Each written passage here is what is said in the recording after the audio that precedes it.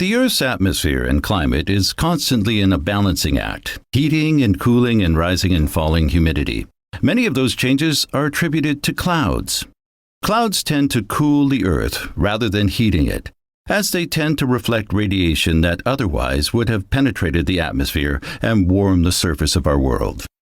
There is also a balance between how much solar energy is absorbed by the Earth and the amount bounced back into the vastness of space. This balance is called Earth's radiation budget. To keep track of the budget, scientists log the albedos of different areas around the world. What does albedo mean? Albedo is the percentage of incoming solar energy that is turned away back into space. Basically, how reflective bodies of water tend to have a low albedo, absorbing loads of solar energy and heating our oceans. Can you think of any places that would have a high or low albedo? I think a desert would have a low albedo, since it gets so hot there. Good reasoning. But deserts actually have a high albedo. The sand is very reflective, and only the surface is actually warmed by the sun. If you dig a foot or so down into the hot sand, you'll find cool sand below. This is how many animals survive desert conditions, by living in cool burrows during the heat of the day, which could literally roast them alive if they didn't hide. Clouds also have a high albedo.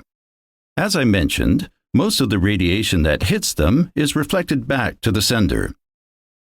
However, this is talking about clouds averaged together. Some clouds actually work as insulators, keeping the heat trapped inside the Earth. Different types of clouds have different reflective abilities. But how can we tell the difference? Which one's heat and which one's cool? Excellent question.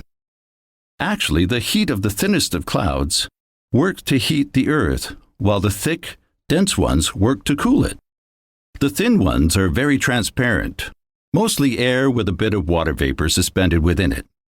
They allow solar radiation to pass through and trap heat from escaping into space. Meanwhile, the thick ones absorb some of the Earth's thermal energy and try to reflect other radiation back into space. Overall, the cooling effect dominates. Now, what if we could somehow control which clouds formed? Like making a weather machine? Yes, exactly. Scientists have recently seen an increase in thick cloud cover over part of Antarctica and the surrounding ocean. As we just learned, the thicker clouds have a cooling effect on their surroundings. The reason for the thicker clouds, as it so happens, is due to plants. Microscopic marine plants use the nutrients naturally found in the ocean to create a compound called dimethyl sulfide, which encourages the formation of low-lying fluffy clouds.